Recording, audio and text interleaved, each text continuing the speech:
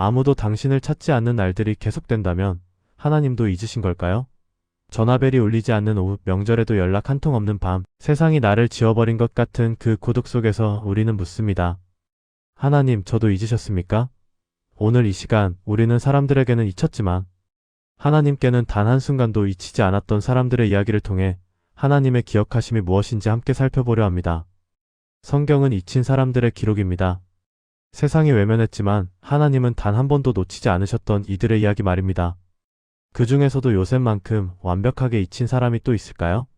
형들의 시기로 구덩이에 던져졌고 노예로 팔려갔으며 억울한 누명을 쓰고 감옥에 갇혔습니다.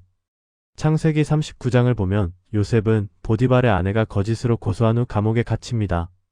그곳에서 그는 애굽 왕의 술 맡은 관원장과 떡 굽는 관원장을 만나 그들의 꿈을 해석해 줍니다. 창세기 40장 14절에서 요셉은 술 맡은 관원장에게 간곡히 부탁합니다. 나를 기억하여 바로에게 언급하고 나를 이 집에서 나가게 하소서. 하지만 술 맡은 관원장은 요셉을 잊어버렸습니다. 창세기 40장 23절은 이렇게 기록합니다. 술 맡은 관원장이 요셉을 기억하지 못하고 잊었더라. 단 한 줄의 문장이지만 그 안에 담긴 요셉의 절망이 느껴지지 않습니까? 2년이라는 시간이 흘렀습니다. 창세기 41장 1절을 보면 만 2년 후에라고 기록되어 있습니다. 2년 동안 요셉은 감옥에서 무엇을 했을까요? 매일 아침 일어날 때마다 오늘은 술 맡은 관원장이 나를 기억할까? 하고 기대했을 것입니다. 하지만 하루하루가 지나도 아무 소식이 없었습니다. 감옥은 시간이 멈춘 곳입니다. 햇빛도 제대로 들지 않는 그곳에서 요셉은 날짜를 세웠을 것입니다. 하루, 이틀, 한 달, 두 달. 그렇게 730일이 지났습니다. 사람들은 요셉을 완전히 잊었습니다. 형들은 이미 오래전에 요셉을 죽은 사람 취급했고 아버지 야곱은 요셉이 들짐승에게 찢겼다고 믿고 있었습니다. 보디발의 집사람들도 감옥의 다른 죄수들도 심지어 그가 도와주었던 술 맡은 관원장마저도 요셉을 잊었습니다. 요셉은 완벽하게 고립된 존재였습니다. 세상에서 지워진 사람, 아무도 기억하지 않는 이름이 되어버렸습니다. 이런 상황에서 요셉의 마음은 어땠을까요? 처음에는 억울함이었을 것입니다. 나는 잘못한 것이 없는데 왜 이런 일을 당해야 하는가? 하지만 시간이 지나면서 억울함은 무력감으로 변했을 것입니다. 아무리 애써도 소용없구나. 내 운명은 이렇게 끝나는 것이구나. 그리고 마침내는 자신의 존재 자체에 대한 의문으로 깊어졌을 것입니다. 나는 누구인가? 나는 왜 태어났는가? 이렇게 잊히고 사라지는 것이 내 인생의 전부인가? 감옥에서 2년을 더 보낸 요셉은 이제 총 13년을 애굽에서 보낸 셈입니다. 17살에 팔려왔으니 이제 30살이 되었습니다. 청춘이 다 지나갔습니다. 꿈꾸던 모든 것들이 무너졌습니다. 가족도 미래도 희망도 존엄도 모두 사라진 것 같았습니다. 그는 세상에 존재하지만 세상은 그의 존재를 인정하지 않았습니다. 그는 살아있지만 사람들의 기억 속에서는 이미 죽은 사람이었습니다. 하지만 창세기 41장 1절의 만 2년 후에라는 표현 뒤에는 놀라운 반전이 숨어 있습니다. 바로가 꿈을 꾸니라고 이어집니다. 하나님께서 움직이신 것입니다. 사람들은 요셉을 잊었지만 하나님은 단 한순간도 요셉을 잊지 않으셨습니다. 하나님은 정확한 타이밍에 바로가 꿈을 꾸게 하셨고 그 꿈을 아무도 해석하지 못하게 하셨습니다. 그때서야 술 맡은 관원장이 요셉을 기억합니다. 창세기 41장 9절입니다. 술 맡은 관원장이 바로에게 말하여 이르되 내가 오늘 내 죄를 기억하나이다. 여기서 주목할 부분이 있습니다. 술 맡은 관원장은 내가 오늘 내 죄를 기억하나이다 라고 말했습니다. 그가 기억한 것은 요셉이 아니라 자신의 죄였습니다. 요셉을 잊어버린 것이 죄라는 뜻입니다. 그는 2년 동안 요셉을 전혀 생각하지 않았습니다. 완전히 잊고 자기 일만 하며 살았습니다. 하지만 하나님께서 바로의 꿈을 통해 그에게 요셉을 상기시키신 것입니다. 사람은 잊지만 하나님은 기억하십니다. 그리고 하나님의 때가 되면 잊었던 사람들조차 다시 기억하게 만드십니다. 요셉의 이야기에서 우리가 놓치지 말아야 할 것이 있습니다. 하나님은 요셉을 기억하고 계셨지만 즉각 구원하지 않으셨다는 점입니다. 요셉이 감옥에 처음 갇혔을 때도 하나님은 그와 함께 계셨습니다. 창세기 39장 21절을 보십시오.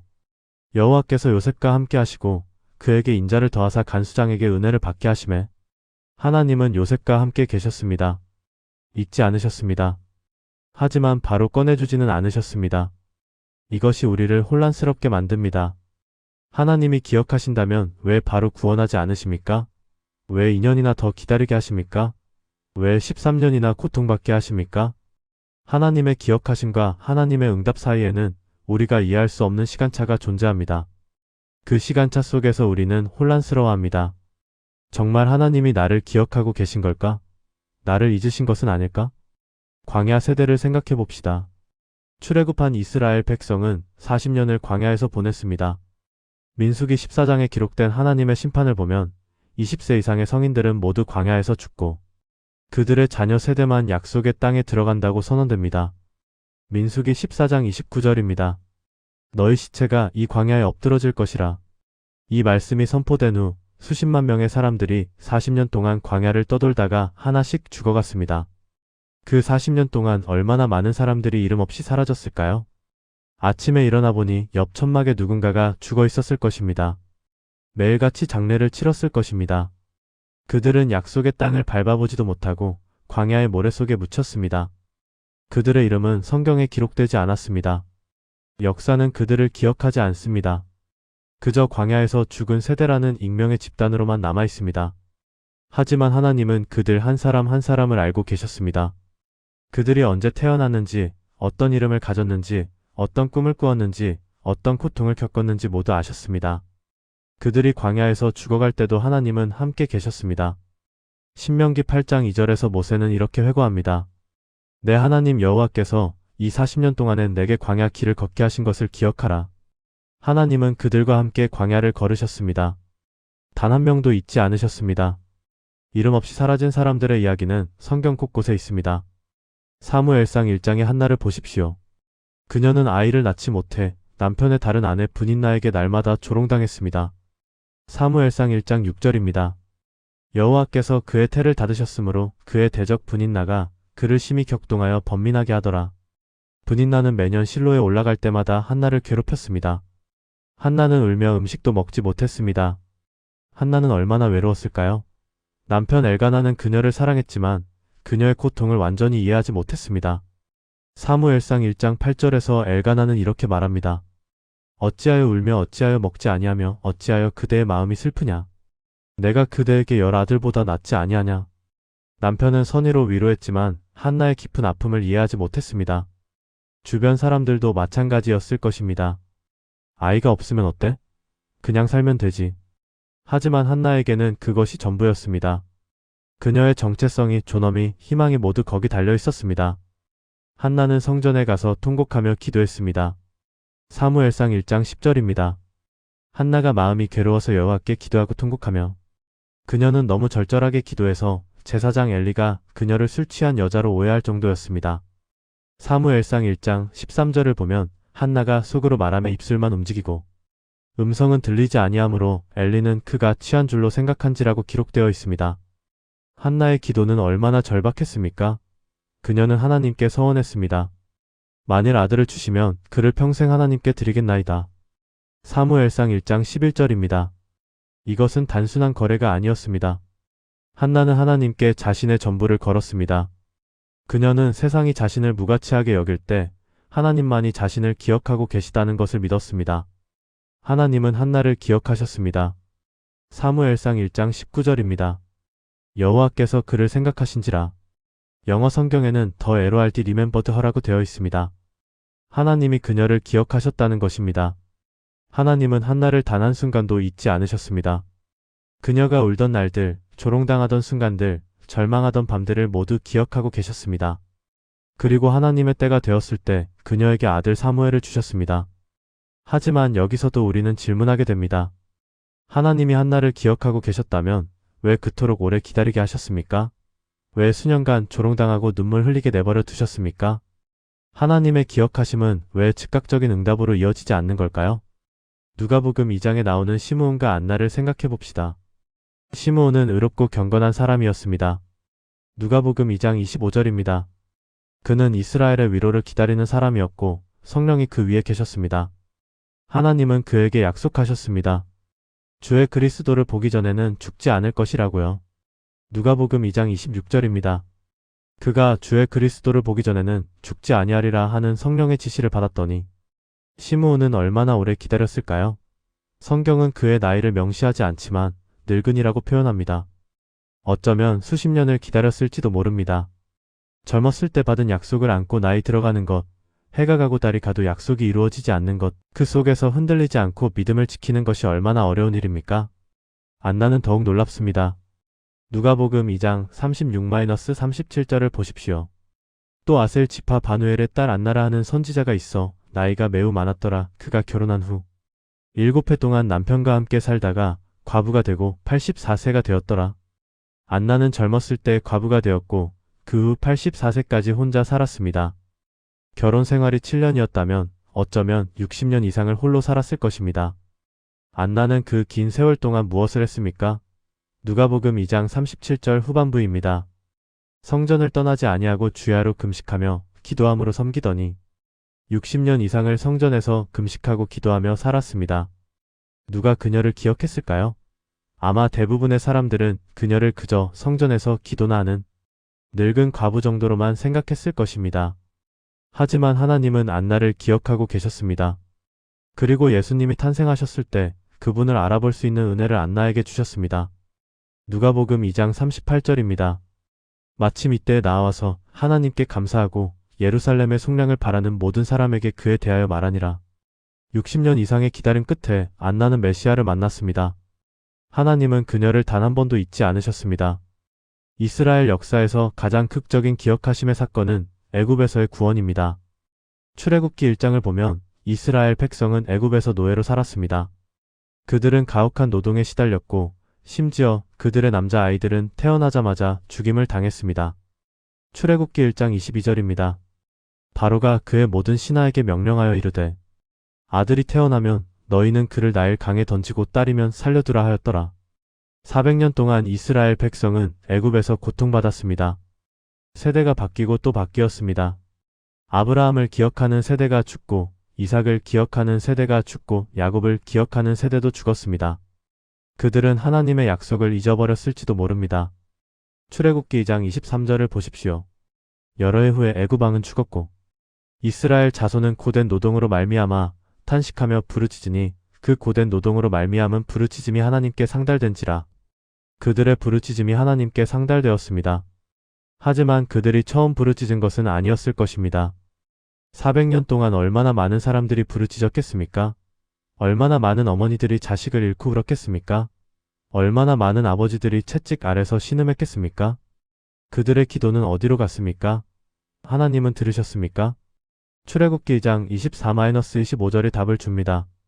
하나님이 그들의 고통 소리를 들으시고 아브라함과 이삭과 야곱에게 세운 그의 언약을 기억하사 이스라엘 자손을 돌보셨더라. 하나님은 기억하셨습니다. 아브라함과 맺은 언약을, 이삭과 맺은 언약을, 야곱과 맺은 언약을 기억하셨습니다. 하나님은 단 한순간도 잊지 않으셨습니다. 하지만 왜 400년이나 걸렸습니까? 창세기 15장 13-16절에 그 답이 있습니다. 하나님이 아브라함에게 미리 말씀하셨습니다. 내 자손이 이방 땅에서 객이 되어 그들을 섬기겠고 그들은 400년 동안 내 자손을 괴롭히리니 내 자손은 4대 만에 이 땅으로 돌아오리니 이는 아모리 족속의 죄악이 아직 가득 차지 아니함이니라. 하나님에게는 계획이 있었습니다. 아모리 족속의 죄악이 가득 차는 때를 기다리고 계셨던 것입니다. 이것이 우리를 더욱 혼란스럽게 만듭니다. 하나님의 계획 때문에 무고한 사람들이 400년 동안 고통받아야 했다는 말입니까? 하나님의 타이밍 때문에 수많은 사람들이 노예로 살다 죽어야 했다는 말입니까? 우리는 이해할 수 없습니다. 하지만 하나님의 기억하심은 우리의 이해를 초월합니다. 하나님은 전체 그림을 보고 계십니다. 우리는 한 조각만 봅니다. 창세기 16장의 하갈을 생각해 봅시다. 하갈은 이집트 출신의 여종이었습니다. 사라가 그녀를 아브라함에게 첩으로 주었고 하갈은 임신했습니다. 하지만 임신 후 하갈과 사라 사이에 갈등이 생겼습니다. 창세기 16장 6절을 보십시오. 아브라함이 사라에게 이르되 내 여종은 내 수중에 있으니 내 눈에 좋을 대로 그에게 행하라 하매 사라가 하갈을 학대하였더니 하갈이 사라 앞에서 도망하니라. 하갈은 임신한 몸으로 광야로 도망쳤습니다. 그녀에게는 갈 곳이 없었습니다. 그녀는 여종이었고 이방인이었고 임신한 여자였습니다. 세상에서 가장 약한 존재였습니다. 창세기 16장 7절입니다. 여호와의 사자가 광야의 샘 곁 곧 술길 샘 곁에서 그를 만나 하나님의 사자가 하갈을 찾아왔습니다. 주목하십시오. 하나님은 하갈을 찾아오셨습니다. 아브라함의 여종에 불과했던 하갈, 이름 없는 이방. 여자였던 하갈, 아무도 신경 쓰지 않았던 하갈을 하나님은 기억하고 계셨습니다. 하나님의 사자는 하갈에게 물었습니다. 사레의 여종 하갈아, 내가 어디서 왔으며 어디로 가느냐? 그리고 그녀에게 약속을 주셨습니다. 창세기 16장 10절입니다. 내가 내 자손을 크게 번성하여 그 수가 많아 셀 수 없게 하리라. 하갈은 그곳에서 하나님을 만났고 그 우물을 브엘라에로이, 즉 나를 살피시는 살아계신 이의 우물이라고 불렀습니다. 창세기 16장 13절입니다. 하갈이 자기에게 이르신 여호와의 이름을 감찰하시는 하나님이라 하였으니 이는 내가 어떻게 여기서 나를 감찰하시는 일을 배웠는고 함이라. 하갈은 깨달았습니다. 하나님은 자신을 보고 계셨다는 것을, 자신을 기억하고 계셨다는 것을 말입니다. 하지만 하갈의 고난은 거기서 끝나지 않았습니다. 창세기 21장에서 하갈은 다시 쫓겨납니다. 이삭이 태어난 후 사라는 하갈과 이스마엘을 내쫓으라고 아브라함에게 요구했습니다. 창세기 21장 14절입니다. 아브라함이 아침에 일찍이 일어나 떡과 물 한 가죽 부대를 가져다가 하갈의 어깨에 메어주고 그 아들과 함께 보내니 하갈이 나가서 브엘세바 광야에서 방황하니라. 하갈과 이스마엘은 광야에서 물이 떨어졌습니다. 창세기 21장 15절을 보십시오. 가죽 부대에 물이 떨어진지라 그 자식을 떨기나무 아래에 두고 하갈은 아들이 죽어가는 것을 참아 볼 수 없어서 화살한 바탕쯤 떨어진 곳에 가서 앉아 울었습니다. 창세기 21장 16절입니다. 이르되 아이가 죽는 것을 참아 보지 못하겠다 하고 마주 앉아 소리내어 울더라. 하갈은 완전히 절망했습니다. 물도 없고 음식도 없고 도움을 청할 사람도 없었습니다. 그녀는 자신과 아들이 광야에서 죽을 것이라고 생각했습니다. 세상이 그녀를 버렸습니다. 하지만 창세기 21장 17절입니다. 하나님이 그 어린 아이의 소리를 들으셨으므로 하나님의 사자가 하늘에서부터 하갈을 불러 이르시되 하갈아, 무슨 일이냐, 두려워하지 말라. 하나님이 저기 있는 아이의 소리를 들으셨나니. 하나님은 다시 하갈을 기억하셨습니다. 하나님은 그녀의 울음소리를 들으셨고 이스마엘의 울음소리를 들으셨습니다. 그리고 하갈의 눈을 열어 우물을 보게 하셨습니다. 창세기 21장 19절입니다. 하나님이 하갈의 눈을 밝히심에 그가 물 우물을 보고 가서 가죽 부대에 물을 채워다가 그 아이에게 마시게 하였더라. 하나님은 하갈을 2번이나 구원하셨습니다. 그녀를 단 한 번도 잊지 않으셨습니다. 하갈의 이야기는 우리에게 무엇을 말합니까? 세상이 우리를 버려도, 사람들이 우리를 잊어도, 우리 스스로 우리를 포기해도 하나님은 우리를 기억하고 계신다는 것입니다. 하나님은 가장 약한 자, 가장 외로운 자, 가장 절망한 자를 보고 계십니다. 그리고 하나님의 때가 되면 반드시 구원하십니다. 열왕기상 17장의 엘리야를 봅시다. 엘리야는 아합 왕 앞에서 가뭄을 선포한 후 그릿 시냇가로 피신했습니다. 열왕기상 17장 3-4절입니다. 여기를 떠나 동쪽으로 가서 요단 앞 그릿 시냇가에 숨고 그 시냇물을 마시라. 내가 까마귀들에게 명령하여 거기서 내게 음식을 먹이게 하리라. 엘리야는 그릿 시냇가에서 홀로 지냈습니다. 까마귀가 아침 저녁으로 떡과 고기를 가져다 주었고 그는 시냇물을 마셨습니다. 하지만 시간이 지나자 시내가 말랐습니다. 열왕기상 17장 7절입니다. 며칠 후에 그 시내가 마르니 그 땅에 비가 내리지 아니하미로라. 엘리야는 어떤 생각을 했을까요? 하나님이 나를 이곳으로 보내셨는데 이제 물마저 마르면 어떻게 하라는 말씀입니까? 하지만 하나님은 엘리야를 잊지 않으셨습니다.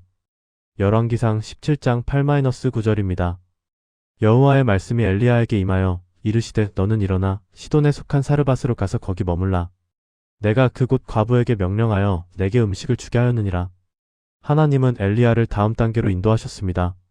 하지만 주목하십시오. 하나님은 엘리야를 왕궁으로 보내지 않으셨습니다. 부자의 집으로 보내지도 않으셨습니다. 가난한 과부의 집으로 보내셨습니다.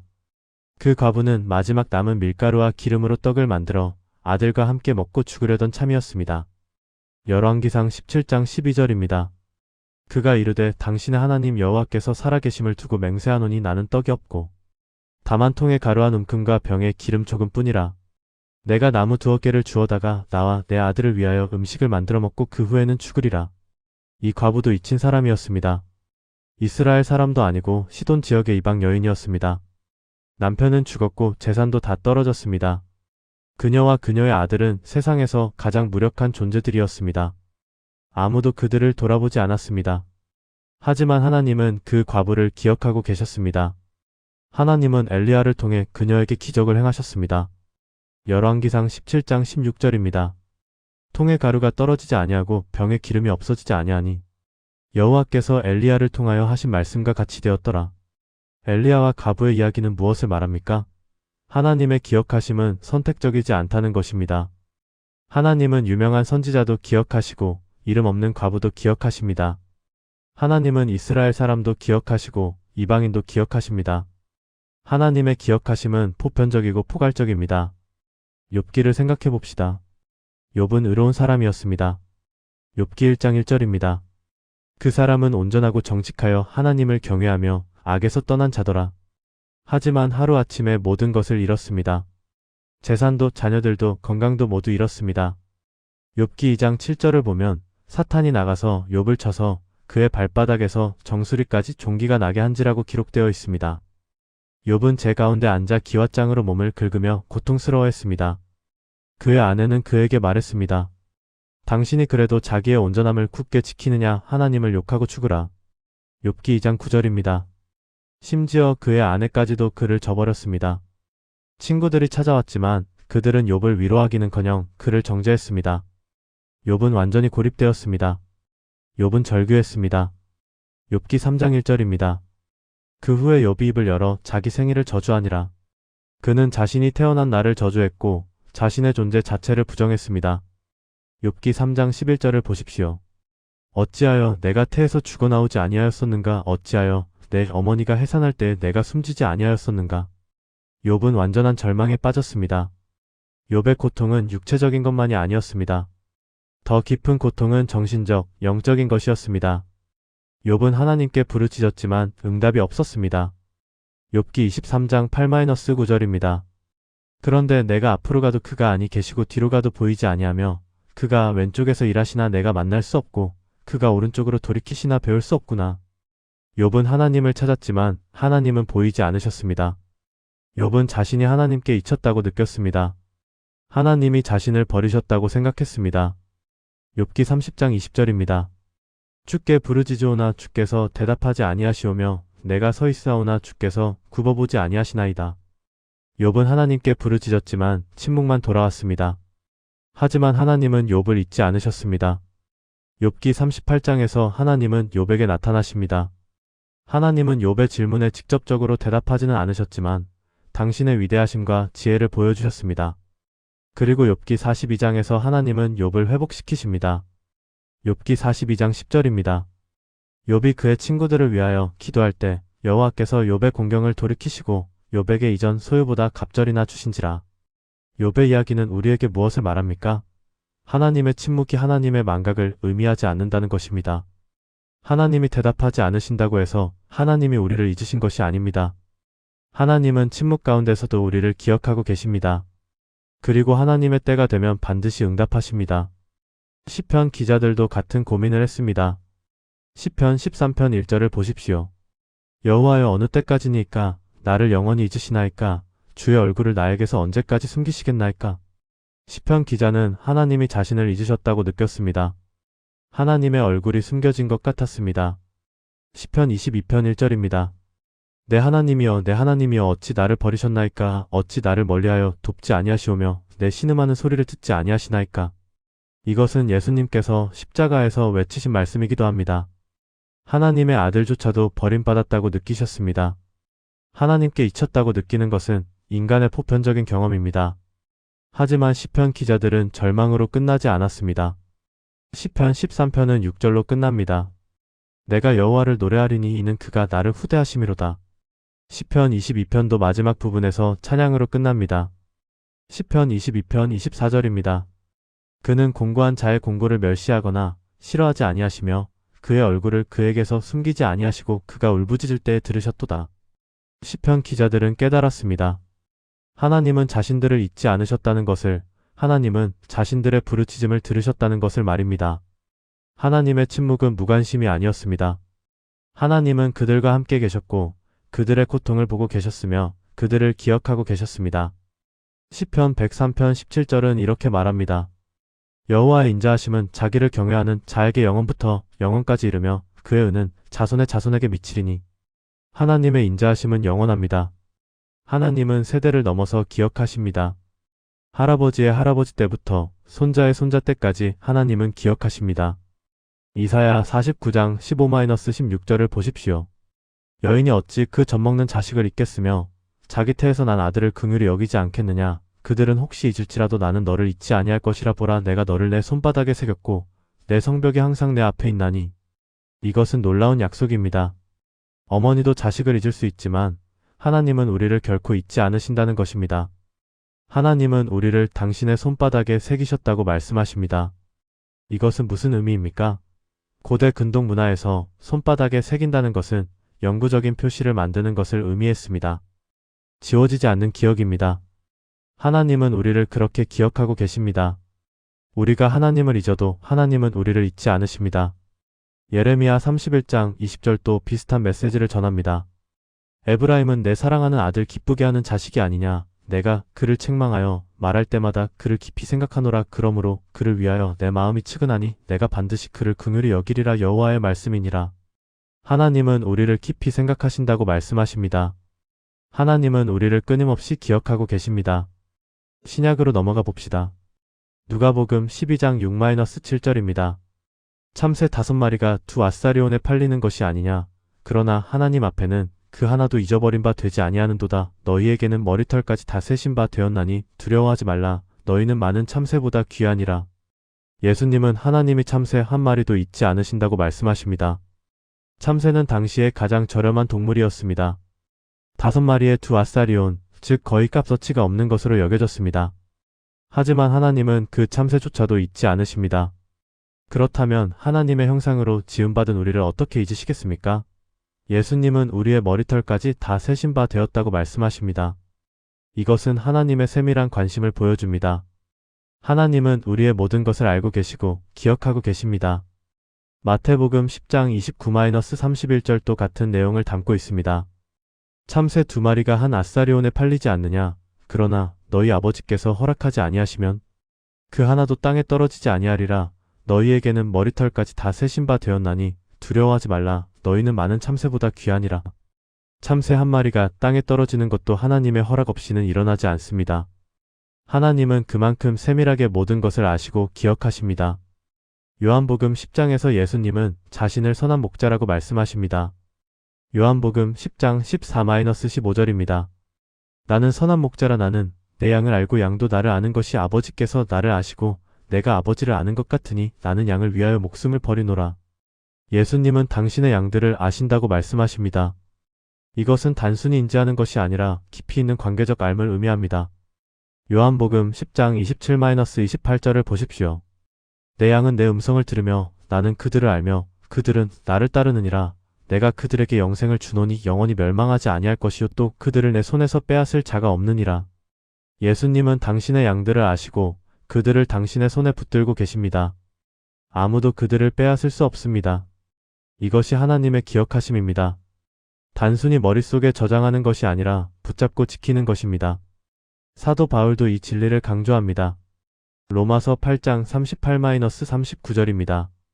내가 확신하노니 사망이나 생명이나 천사들이나 권세자들이나 현재일이나 장래일이나 능력이나 높음이나 깊음이나 다른 어떤 피조물이라도 우리를 우리 주 그리스도 예수 안에 있는 하나님의 사랑에서 끊을 수 없으리라. 아무것도 우리를 하나님의 사랑에서 끊을 수 없습니다. 하나님은 우리를 영원히 기억하고 계십니다. 디모데후서 2장 19절도 강력한 메시지를 전합니다. 그러나 하나님의 견고한 터는 섰으니 인침이 있어 일러스되 주께서 자기 백성을 아신다 하였고 또 주의 이름을 부르는 자마다 불의에서 떠날지어다 하였느니라. 하나님은 당신의 백성을 아십니다. 이것은 현재형입니다. 하나님은 지금도 우리를 알고 계시고 기억하고 계십니다. 그렇다면 우리는 왜 잊혔다고 느끼는 걸까요? 왜 하나님이 우리를 기억하고 계시는데도 우리는 그것을 느끼지 못하는 걸까요? 그 이유는 하나님의 기억하심과 하나님의 응답 사이에 시간차가 있기 때문입니다. 하나님은 우리를 기억하고 계시지만 우리가 원하는 방식으로 즉각 응답하지 않으실 때가 많습니다. 전도서 3장 11절을 보십시오.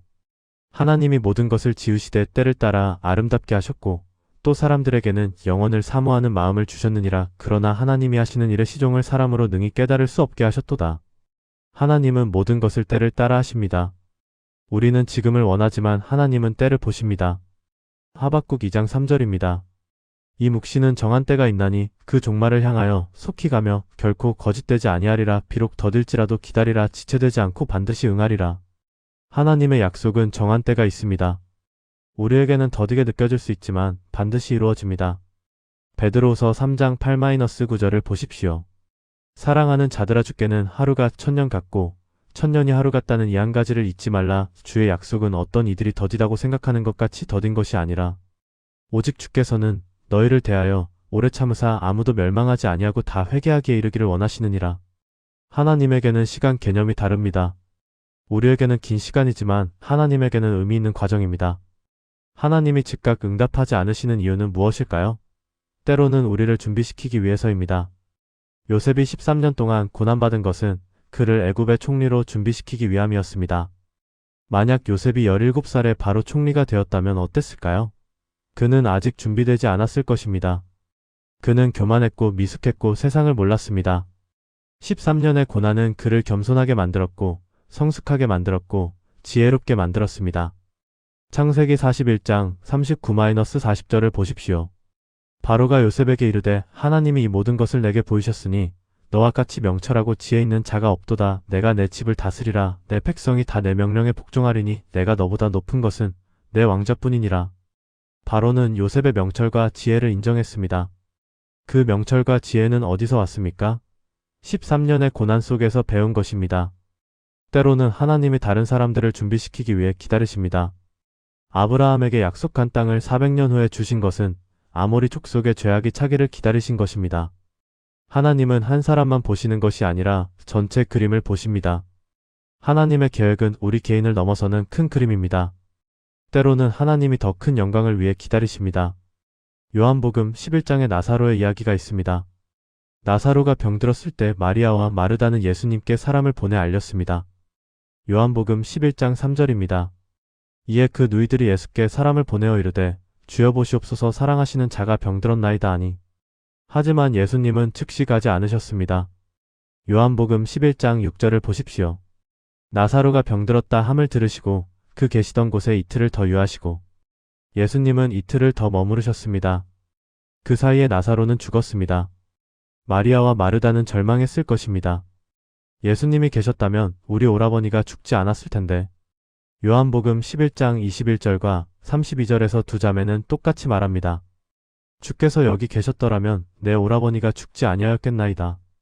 하지만 예수님에게는 계획이 있으셨습니다. 요한복음 11장 4절입니다. 예수께서 들으시고 이르시되 이 병은 죽을 병이 아니라 하나님의 영광을 위함이요 하나님의 아들이 이로 말미암아 영광을 받게 하려 함이라 하시더라. 예수님은 나사로를 살리실 계획이셨습니다. 단순히 병을 고치는 것이 아니라 죽은 자를 살리는 것, 그것이 더 큰 영광이었습니다. 예수님은 나사로의 무덤 앞에서 큰 소리로 외치셨습니다. 요한복음 11장 43절입니다.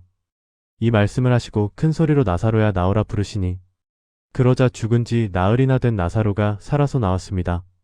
이 기적은 많은 사람들이 예수님을 믿게 만들었습니다.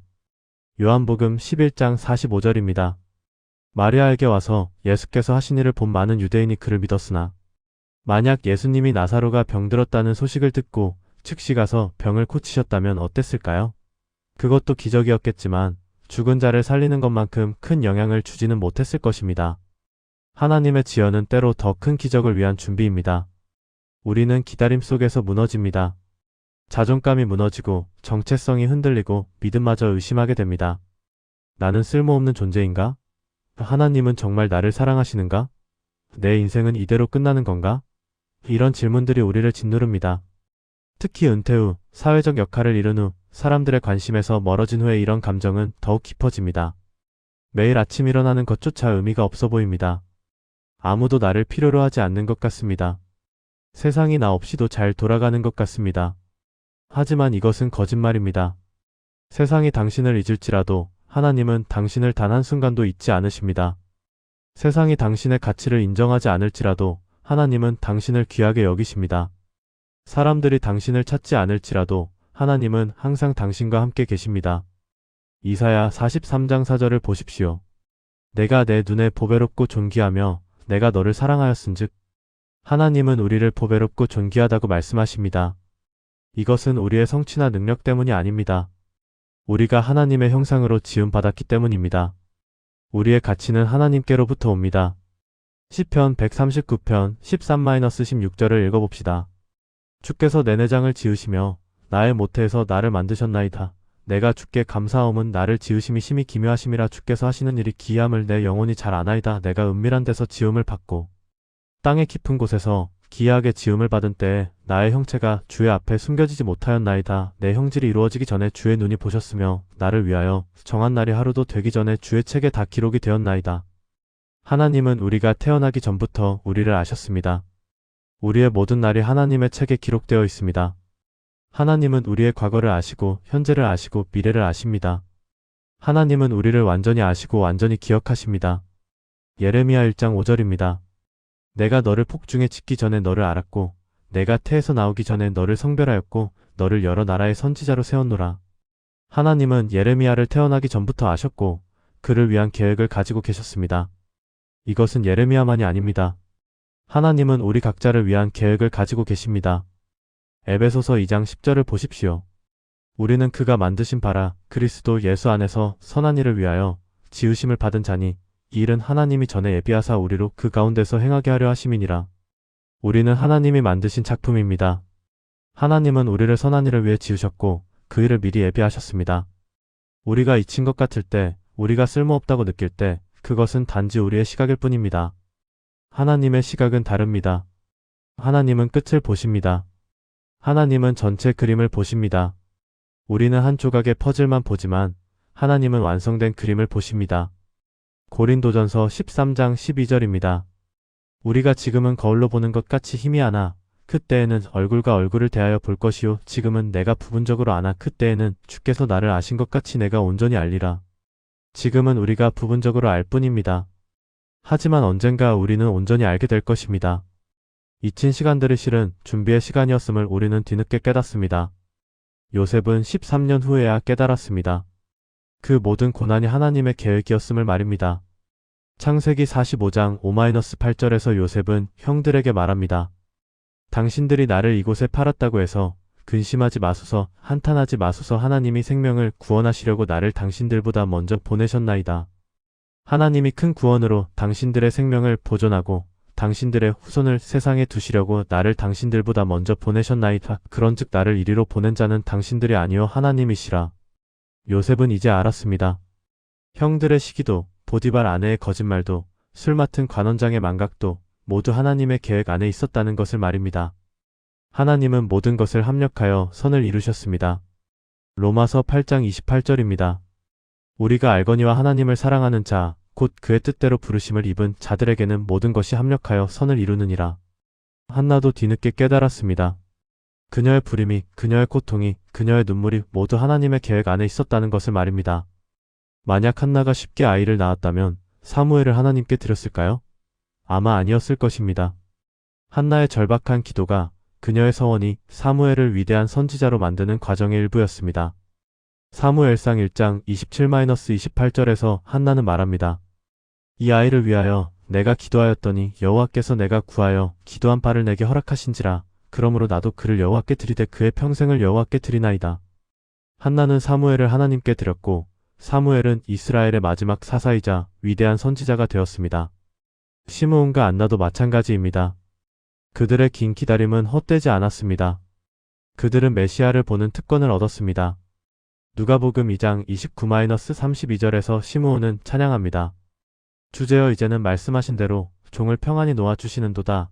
내 눈이 주의 구원을 보았사오니 이는 만민 앞에 예비하신 것이요 이방을 비추는 빛이요 주의 백성 이스라엘의 영광이니이다. 시므온은 평생을 기다린 보람을 느꼈습니다.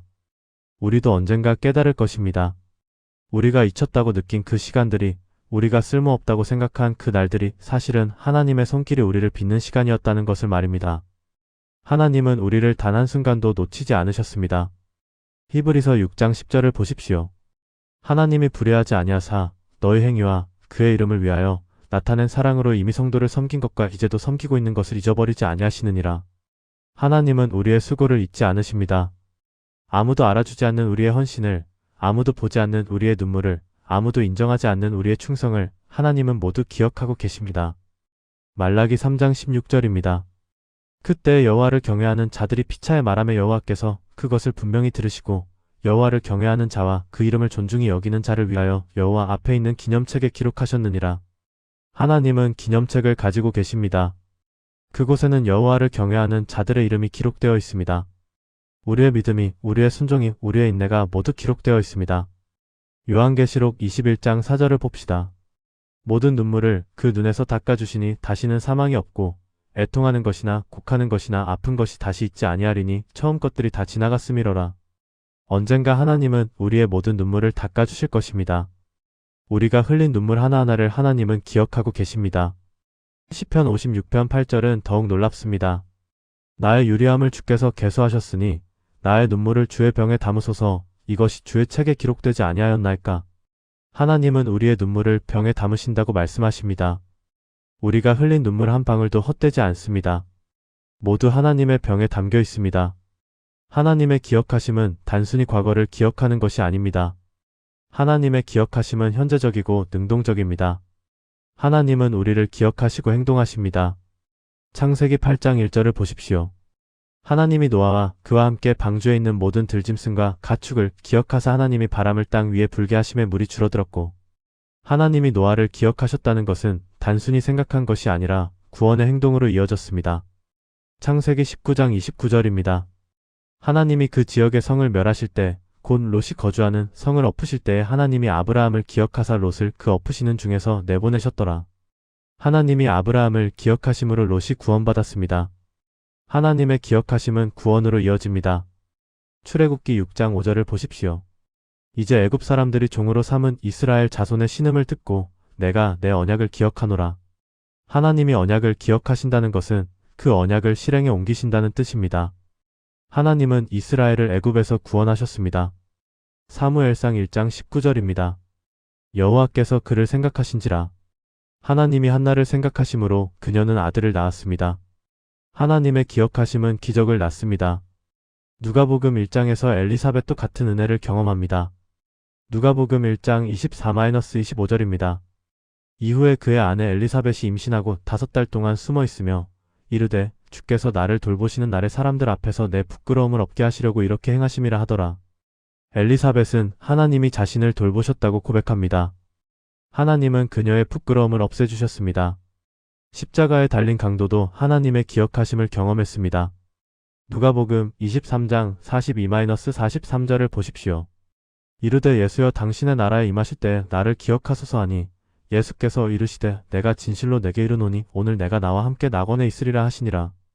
강도는 예수님께 자신을 기억해달라고 청했고 예수님은 그를 낙원으로 약속하셨습니다.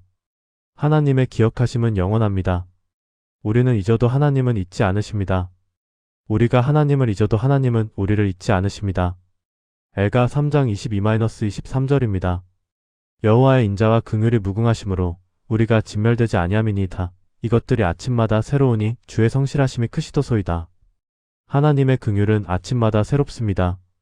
매일 아침 하나님은 우리를 새롭게 기억하십니다. 이사야 54장 10절을 보십시오.